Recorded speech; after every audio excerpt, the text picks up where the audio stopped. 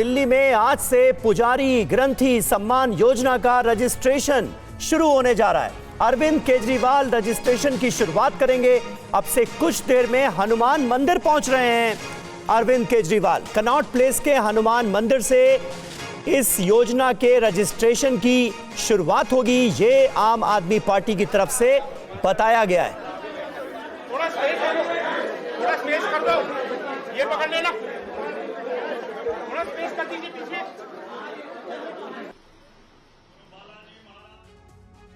तो दिल्ली में अचानक से चुनावी पारा चढ़ गया है। पूरी आम आदमी पार्टी तारीख के ऐलान से पहले ही चुनावी मोड में आ गई है। अब से थोड़ी देर बाद केजरीवाल कनॉट प्लेस के हनुमान मंदिर जाने वाले हैं। दिल्ली में आज से पुजारी ग्रंथी योजना का रजिस्ट्रेशन शुरू होगा। कनॉट प्लेस के हनुमान मंदिर से ही रजिस्ट्रेशन की शुरुआत होगी।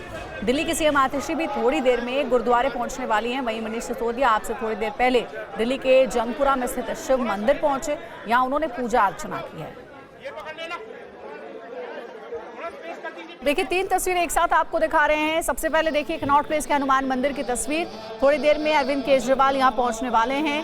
और दूसरी तस्वीर जहां करोल बाग के गुरुद्वारे में जाएंगी दिल्ली की मुख्यमंत्री आतिशी। और तीसरी तस्वीर आप देखिए जंगपुरा के शिव मंदिर में मनीष सिसोदिया पहुंचे हैं। दिल्ली में विधानसभा चुनाव और उसके पहले अब चुनावी मोड में पूरी तरीके से आम आदमी पार्टी आ चुकी है।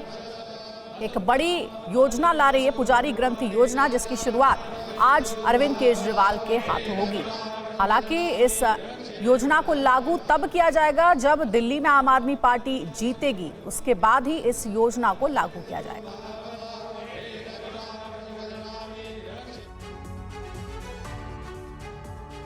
और बीजेपी ने केजरीवाल के पुजारी ग्रंथी सम्मान योजना पर सवाल उठा दिए हैं। बीजेपी ने पोस्टर जारी कर केजरीवाल पर हमला बोला है, जिस पर जवाब दिया गया है आम आदमी पार्टी की तरफ से। दिल्ली में विधानसभा चुनाव से पहले वादों की झड़ी लगी है। दिल्ली में पुजारी ग्रंथ सम्मान योजना के ऐलान के बाद से बीजेपी और आप में सियासी घमासान जारी है। दिल्ली बीजेपी ने सोशल मीडिया एक्स पर पोस्टर जारी किया है, जिसमें अरविंद केजरीवाल रुद्राक्ष की माला के साथ ही फूलों की माला भी पहने दिखाई दे रहे हैं। पोस्टर में लिखा है चुनावी हिंदू। इस पोस्टर के बैकग्राउंड में घंटियां दिख रही हैं। बीजेपी ने इस पोस्टर में लिखा है कि जो 10 साल से इमामों की सैलरी बांटता रहा, जो खुद और उनकी नानी प्रभु श्री राम का मंदिर बनने से खुश नहीं थे, जिसने मंदिर और गुरुद्वारों के बाहर शराब के ठेके खोले, जिसकी पूरी राजनीति हिंदू विरोधी रही, उसे अब चुनाव आते ही पुजारियों और ग्रंथियों की याद आ गई। बीजेपी ने पोस्टर के नीचे लिखा है कि मंदिर जाना है बस मेरे लिए एक छलावा, पुजारियों का सम्मान मेरा चुनावी दिखावा, सनातन धर्म का मैंने हमेशा मजाक उड़ाया। पुजारी सम्मान योजना पर बीजेपी के सवाल के बाद केजरीवाल का जवाब भी सामने आया। केजरीवाल ने एक्स पर अपने पोस्ट में लिखा, बीजेपी वाले मुझे कल से गालियाँ दे रहे हैं। पुजारी ग्रंथी योजना के ऐलान से गालियाँ मिल रही है। बीजेपी बताए मुझे गाली देने से देश का फायदा होगा क्या? पुजारी ग्रंथी योजना की शुरुआत आज अरविंद केजरीवाल करने वाले हैं। और देखिए कनॉट प्लेस के हनुमान मंदिर से ही हमारे सहयोगी कुमार कुंदन हमारे साथ लाइव जुड़ गए। सीधे हम उनका रुख करेंगे। कुमार कुंदन, कितना समय और है अरविंद केजरीवाल यहाँ हनुमान मंदिर पहुंचेंगे और इस योजना की शुरुआत करेंगे आज? देखिए अंजलि, अगर टाइमिंग की बात करें तो 12 बजे के बाद ही उनको यहाँ आने की बात हो रही थी, लेकिन अभी तक फिलहाल अरविंद केजरीवाल यहाँ नहीं आए हैं। अब बताया जा रहा है कि जल्द ही आएंगे, लेकिन सिक्योरिटी जो है उसको लेकर पूरी तरीके से टाइटन है और सबको इंतजार उस वक्त का है। कई सारे लोग यहाँ पे मौजूद हैं जो उनका इंतजार कर रहे हैं और इन सब के बीच पुलिस की अपनी एक सुरक्षा व्यवस्था है। क्योंकि मामला हाई प्रोफाइल हो गया है, भारतीय जनता पार्टी ने भी यहाँ पे कॉल किया है कि वो प्रोटेस्ट कर रहे हैं। तो एक तरफ भारतीय जनता पार्टी के लोग हैं और दूसरी तरफ अरविंद केजरीवाल के समर्थक भी आ रहे हैं, सिक्योरिटी भी है। तो इन सब के बीच ये कहना अभी बहुत टाइमिंग मुश्किल है कि कितनी देर में एडजस्ट आएंगे, लेकिन इतना तय है कि किसी भी वक्त यहाँ पे जो है वो आने की बात हो रही है। और ऐसा लगता है कि अगले आधे घंटे 45 मिनट में यहाँ पे आ सकते हैं तमाम तरह के लोग भी। एक बार मैं बात भी करवाना चाहूँगा।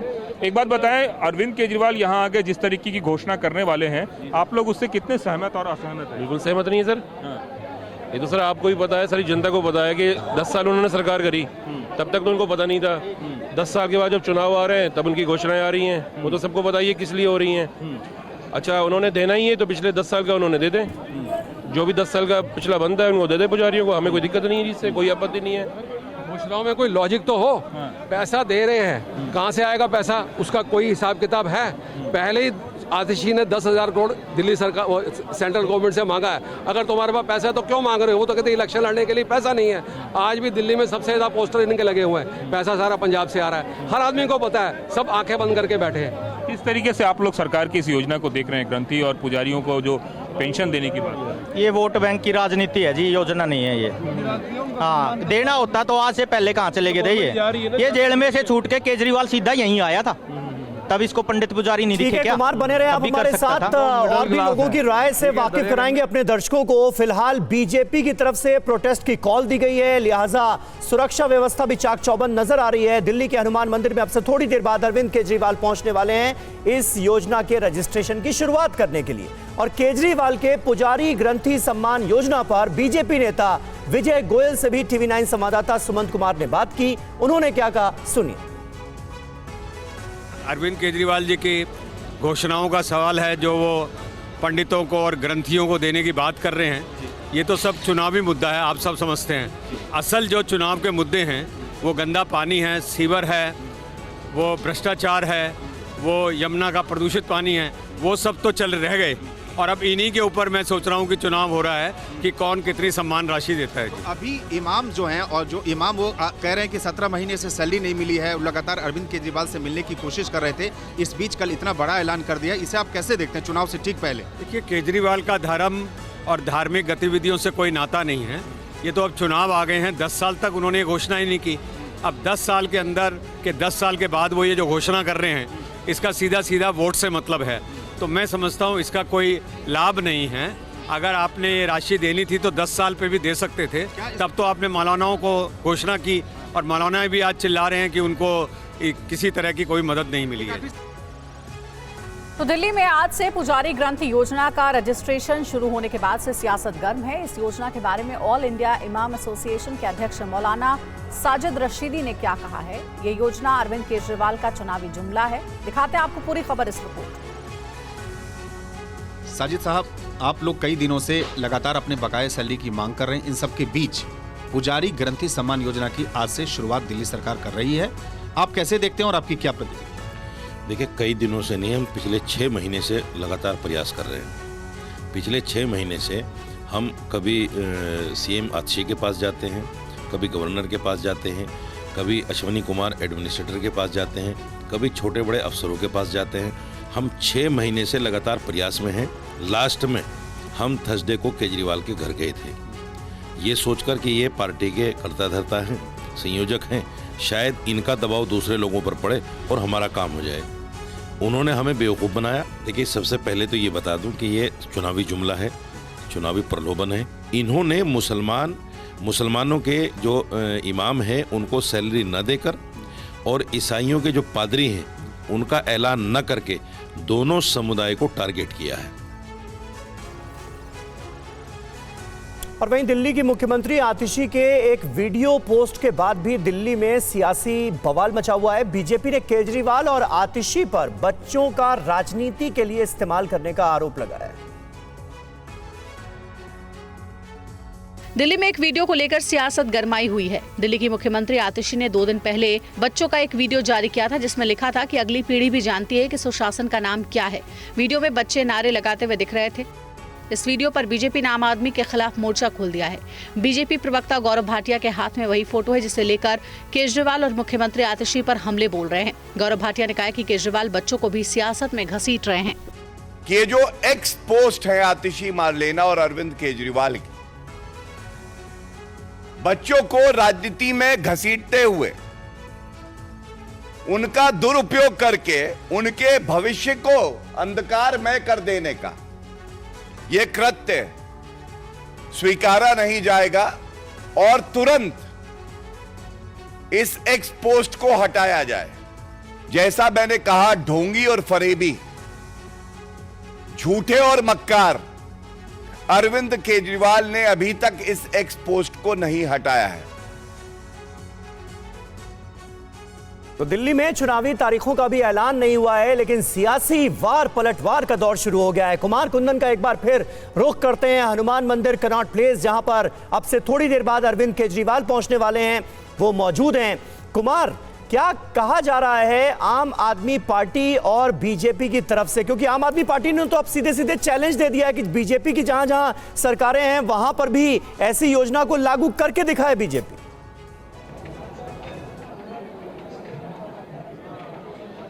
देखिए, मैं बार बार जिस बात को दोहरा रहा हूं समीर, वो यही है कि बेरोजगारी की कोई जात नहीं है और ये उन लोगों में पैसे बांटे जा रहे हैं जिनके बारे में ये कहा जाता है कि अब तक उनको एक सम्मान निधि के तौर पे हम देने जा रहे हैं। रही बात पुजारियों की, रही बात ग्रंथियों की, रही बात इमामों की, तो ये लोग समाज के एक तरह से इन्फ्लुएंसर भी हैं।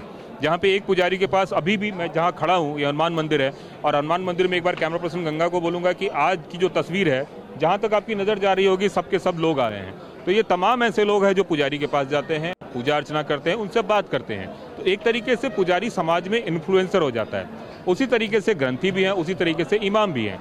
तो निश्चित रूप से इनको इन्फ्लुएंस करके सरकार एक वोट बैंक की राजनीति तो कर ही रही है, लेकिन बड़ा सवाल ये है कि आखिर इसकी जरूरत अभी क्यों पड़ी। अभी इसलिए पड़ रही है क्योंकि चुनाव है। आम लोग भी, आपको क्या लग रहा है कि अभी क्यों जरूरत पड़ रही है इन सभी चीजों? देखिए, अभी जरूरत इसलिए पड़ रही है कि इसको चुनाव के टाइम पे कोई ना कोई अपना शोषण छेड़ रहा है। अगर आपको देना था, कोई बात नहीं, दीजिए। पुजारियों को और ग्रंथियों को देने में किसी को भी कोई इतराज नहीं है, उनका हक बनता है, उनको देना चाहिए सरकार को। लेकिन जो मौलानाओं को इन्होंने घोषणा की, उसके बाद आज वो 17 महीने से वो कह रहे हैं कि हमें सैलरी नहीं मिली। उनके पहले पैसे क्यों नहीं देते, उसके बाद दूसरी लोग योजना लागू करें। जी, आपका क्या कहना है जो इस तरीके से बात हो रही है ग्रंथियों और पुजारियों? ऐसा है, हमारी पार्टियों का शुरू से एक धंधा चला आ रहा है कि सारे साल तो ये लोग सोए रहते हैं और इलेक्शन के दिनों के अंदर ये अपने अपने हथकंडे निकालते हैं और लोगों को बहकाते हैं। और कुछ ऐसे समाज हैं कि जो वो समझ जाते हैं। अभी देखिए, ये जो पुजारियों का केस है, ये 4-5 साल से कोर्ट के अंदर लटका हुआ है और देना होता तो ये पहले नहीं दे सकते थे और इन्होंने रुकवाया। सीनियर्स का जो उन्होंने कहा, अब आप कहें कि ना ठीक है मल्ला कलीन खोलें, आप जाके वहाँ चेकअप कर लीजिए क्या फैसिलिटी मिलती है। और इनको इस समय यह आया कि भी क्या है कि मैं एक समाज को, एक पुजारी समाज को अगर मैं अपना गलत आश्वासन देता हूँ तो क्या नाम है, तो अलग अलग प्रतिक्रियाएं सामने आ रही हैं दिल्ली के लोगों की भी। और खास बात यह है कि हनुमान मंदिर में इस वक्त बीजेपी और आम आदमी पार्टी के समर्थकों का भी जमावड़ा है, तो उनकी तरफ से भी प्रतिक्रियाएं सामने आ रही हैं। कुमार, बने रहिएगा आप, आगे भी आपसे बातचीत का सिलसिला जारी रहेगा। और अगली खबर का रुख करें। अवैध रूप से दिल्ली में रह रहे बांग्लादेशियों के खिलाफ दिल्ली पुलिस का एक्शन लगातार जारी है। इसी के तहत 2 और बांग्लादेशी नागरिकों को पकड़कर वापस बांग्लादेश भेज दिया गया है।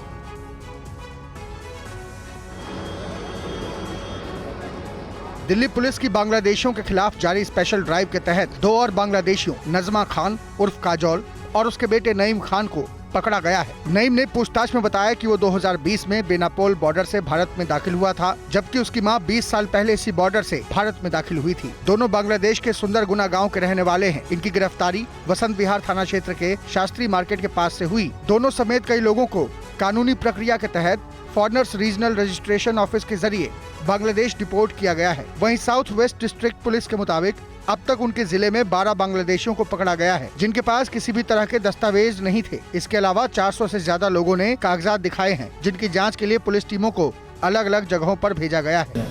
अभी जिनको हमने डिपोर्ट किया उनके पास किसी प्रकार के वो डॉक्यूमेंट दिखाने में नाकामयाब रहे, तो उसमें हमारे पास सामने चुनौती नहीं थी। और जो डॉक्यूमेंट्स कईयों ने दिखाए हैं वो अलग अलग जगह के, तो उनको वेरीफाई करने के लिए हमारी टीमें गई हुई है। और TV9 संवाददाता विवेक शर्मा ने रंगपुरी पहाड़ी के पास बंगाली बस्ती में अवैध बांग्लादेशियों के खिलाफ जारी दिल्ली पुलिस की ड्राइव का जायजा लिया। उनकी एक ग्राउंड रिपोर्ट देखी। पुलिस ने आपसे पूछताछ की, डॉक्यूमेंट्स लिए हैं आपके, तो क्या पूछताछ की गई और क्या पुलिस ने आपसे जानकारी जुटाई है? जानकारी लेता है, आधार कार्ड देख रहा है, वोटर कार्ड देख रहा है। अच्छा, तो पुलिस ने फोटोकॉपी भी लिया आपके पहचान पत्र की? पहचान पत्र लिया। अच्छा, आधार कार्ड, वोटर कार्ड लिया। पश्चिम बंगाल के रहने वाले हैं आप? हाँ। तो कब से दिल्ली में रह रहे हैं? 3 साल से। तो देख सकते हैं कि इनके दस्तावेज जो है वो दिल्ली पुलिस ने अपने पास रखे हैं, उनकी फोटोकॉपी ली जा रही है और बाकायदा इनके फॉर्म जो हैं वो भरे जा रहे हैं। उनकी पहचान जो पश्चिम बंगाल है वहाँ पर बाकायदा जाकर पुलिस की टीम करेगी कि आखिरकार ये जो बोल रहे हैं, जो एड्रेस बता रहे हैं, क्या वो सही है, जो पहचान पत्र दिखा रहे हैं क्या वो सही है। यहाँ पर बंगाली बस्ती है जहाँ पर रहने वाले लोगों के बाकायदा पुलिस की टीम दस्तावेज जाँचती हुई नजर आ रही है। पुलिस के मुताबिक लगातार जो है इसी तरह का अभियान जगह जगह पर चलाया जा रहा है। साउथ वेस्ट डिस्ट्रिक्ट की बात करें तो करीब 400 संदिग्ध जो हैं वो पुलिस को उन पर संदेह है।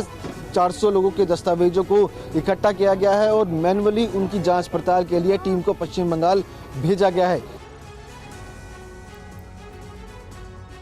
आमरण अनशन कर रहे किसान नेता जगजीत सिंह डल्लेवाल की बिगड़ती सेहत को लेकर सुप्रीम कोर्ट की स्पेशल बेंच में सुनवाई हुई। मामले पर अब 2 जनवरी को सुनवाई होगी।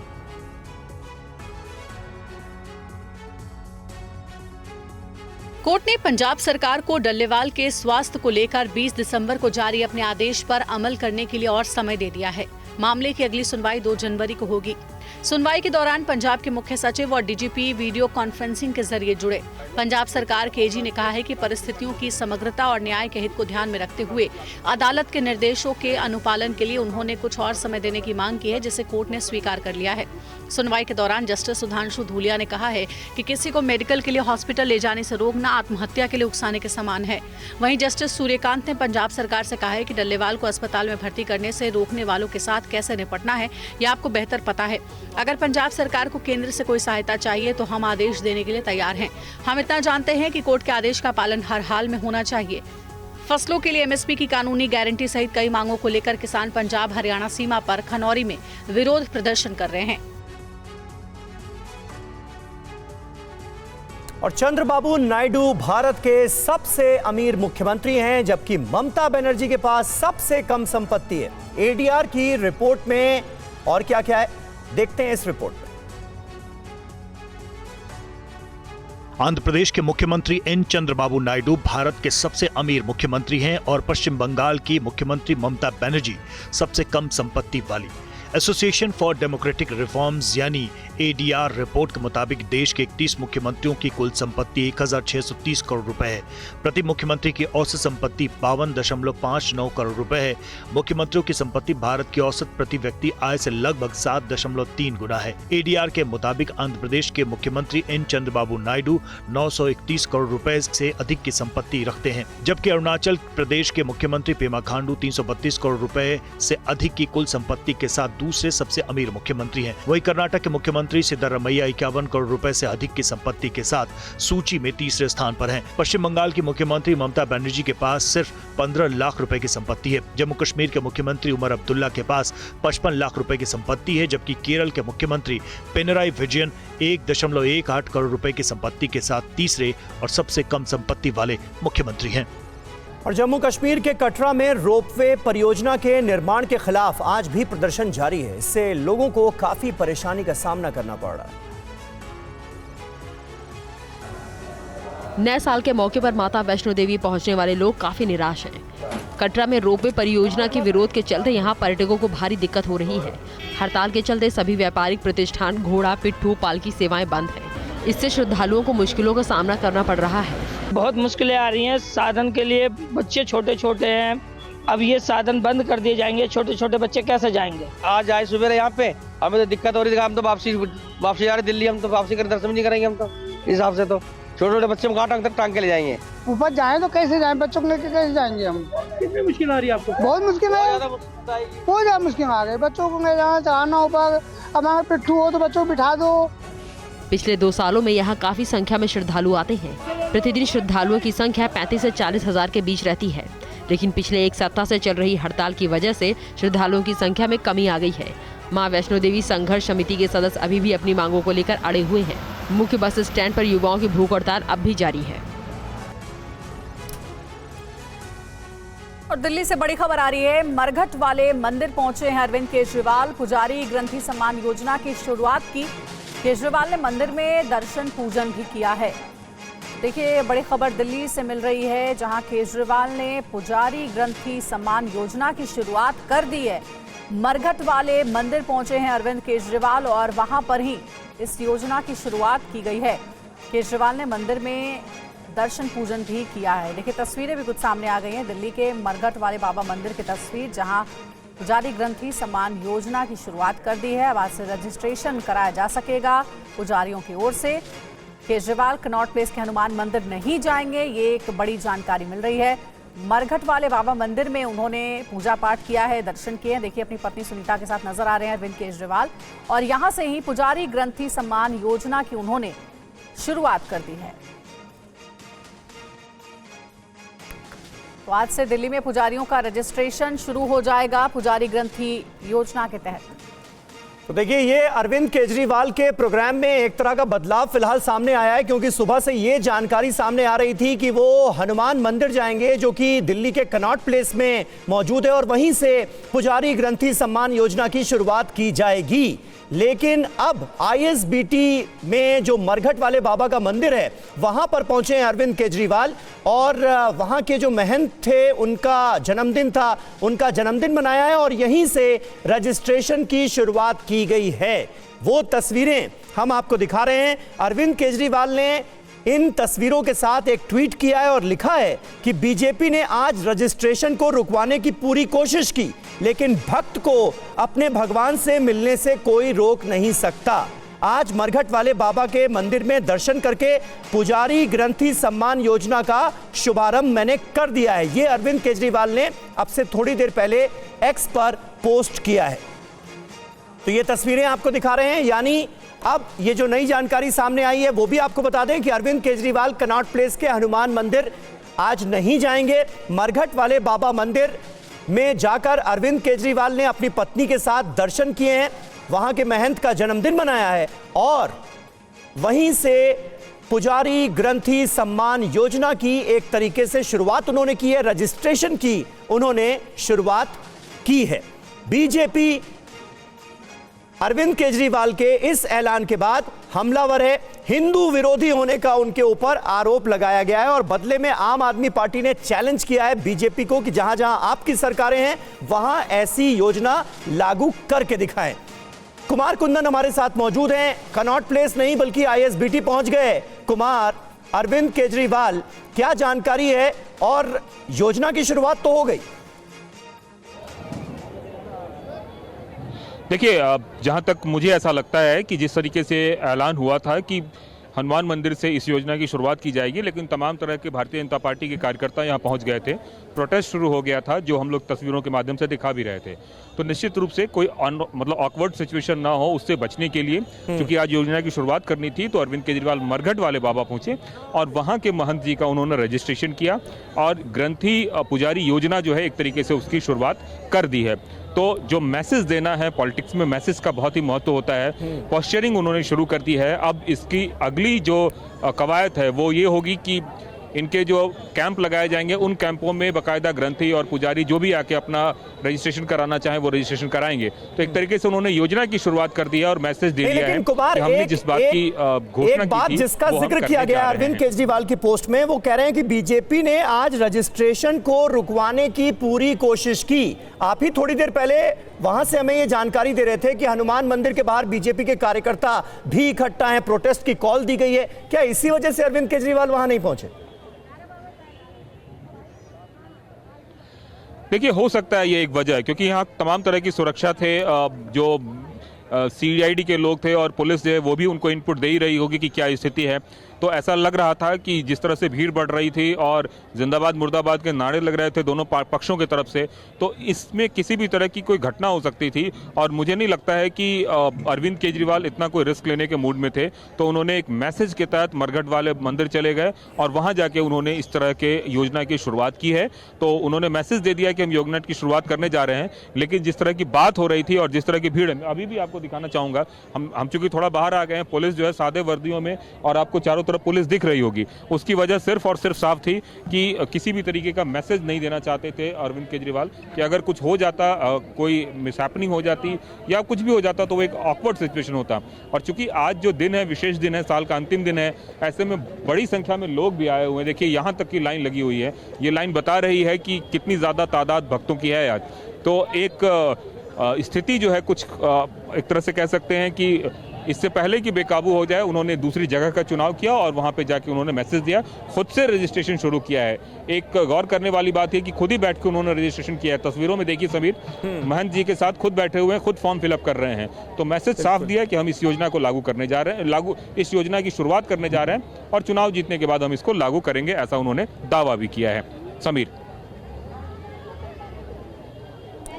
बिल्कुल, कुमार कुंदन हमें जानकारी दे रहे हैं और हम इस वक्त अरविंद केजरीवाल की वो एक्स पर की गई पोस्ट भी आपको दिखा रहे हैं जिसमें उन्होंने सीधे तौर पर एक बार फिर बीजेपी पर हमला बोला है। उन्होंने कहा है कि आज मैं मरघट वाले बाबा के मंदिर में पहुंचकर पुजारी ग्रंथी सम्मान योजना की शुरुआत कर रहा हूं। फिर वो इस बात का भी जिक्र करते हैं कि भारतीय जनता पार्टी की तरफ से आज के इस रजिस्ट्रेशन कार्यक्रम को रोकने की बहुत कोशिश की गई, लेकिन उसके बावजूद भी इस योजना की शुरुआत की जा रही है। कुमार कुंदन हमारे सहयोगी हनुमान मंदिर कनॉट प्लेस में ही मौजूद थे। पहले ये कहा जा रहा था कि अरविंद केजरीवाल वहां पर पहुंचकर इस योजना की शुरुआत करेंगे, लेकिन अब उनके प्रोग्राम में ये बदलाव सामने आया है।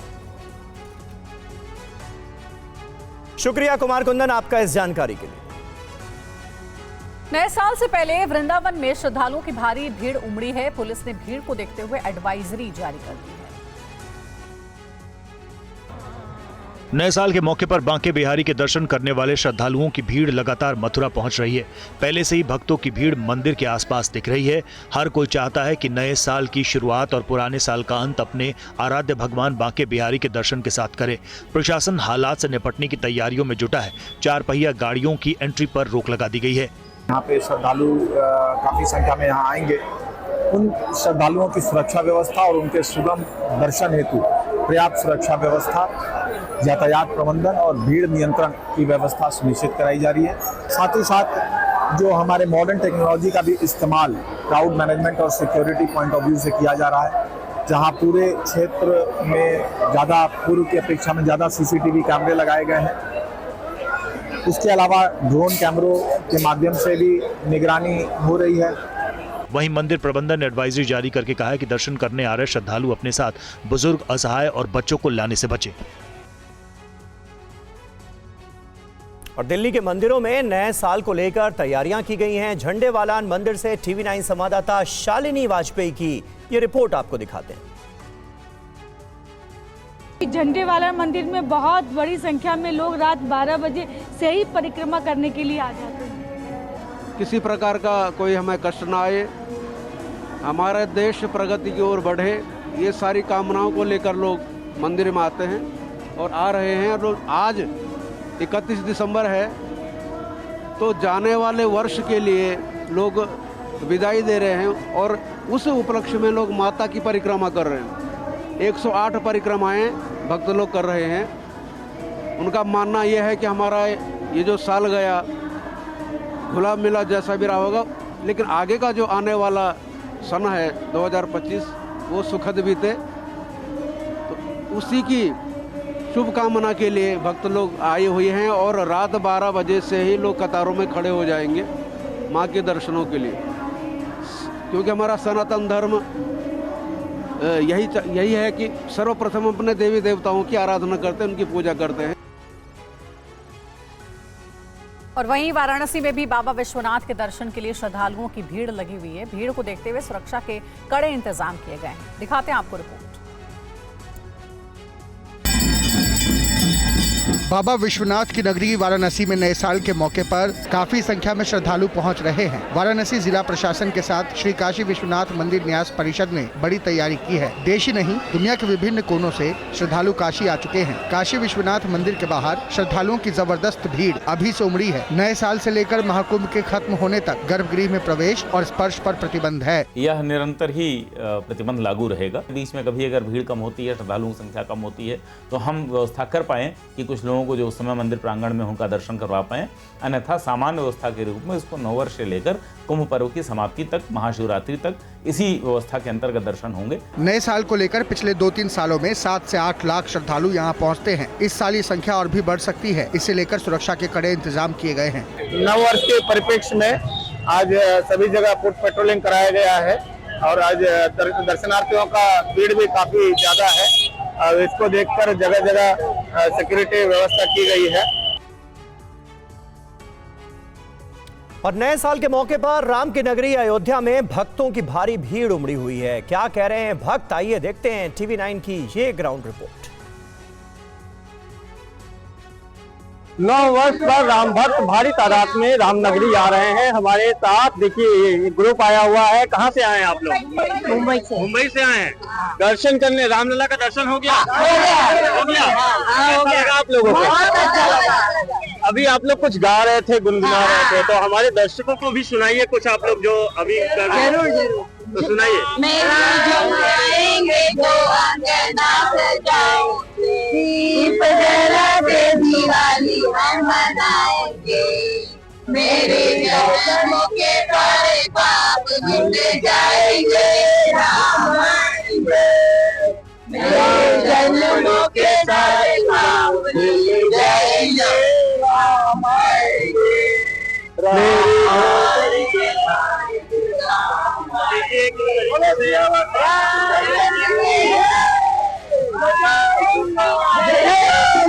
मुंबई से राम भक्त अयोध्या पहुंचे हैं, रामलला का दर्शन कर रहे हैं, पूजन कर रहे हैं। यूपी के सीएम योगी आदित्यनाथ प्रयागराज के दौरे पर हैं। वो इस वक्त प्रयागराज में होने वाले महाकुंभ की तैयारियों का जायजा ले रहे हैं। सीएम योगी के साथ इस वक्त प्रदेश के मंत्री नंद गोपाल नंदी भी मौजूद हैं।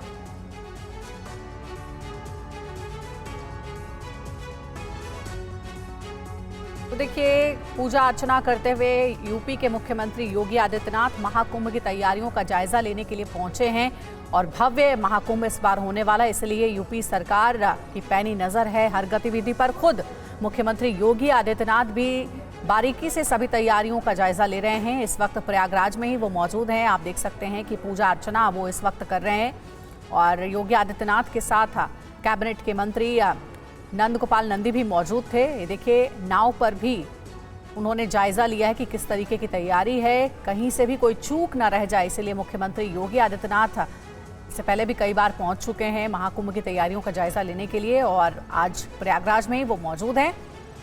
प्रयागराज में महाकुंभ होने वाला है और इसी से जुड़ी तैयारियों का जायजा लेने के लिए उत्तर प्रदेश के मुख्यमंत्री योगी आदित्यनाथ प्रयागराज में मौजूद हैं।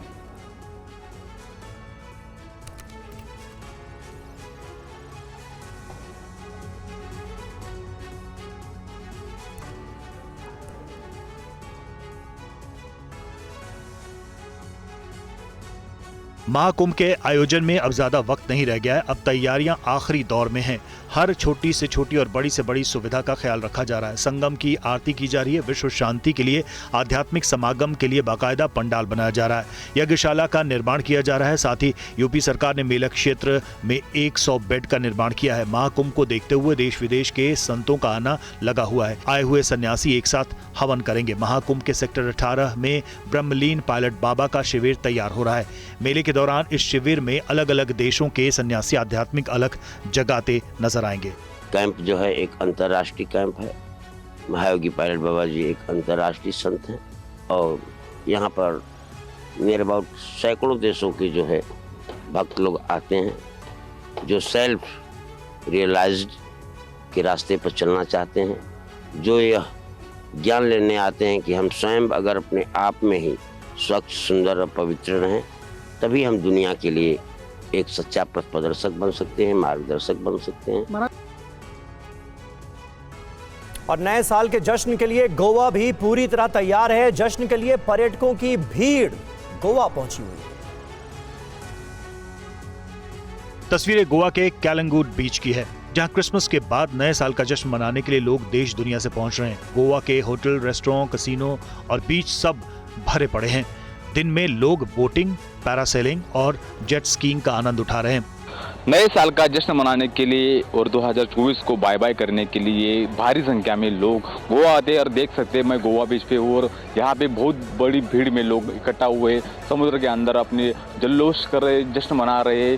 और जैसे जैसे दिन ढलता जाएगा, ऐसे ऐसे रात यहाँ पे रंगीन हो जाएंगी और अपने नए साल का जश्न मनाने के लिए यहाँ पे लोग आ रहे हैं। यहाँ पे जो होटल से, रेस्टोरेंट से, वो सब यहाँ पे फुल नज़र आते देख रहे हैं। ये सब जगह पे जश्न और माहौल का नज़ारा यहाँ पे दिख रहा है। कैलंगूट के अलावा गोवा के फेमस बीच बागा, अंजुना और पालोलेम बीच पर नए साल के जश्न की पूरी तैयारी है।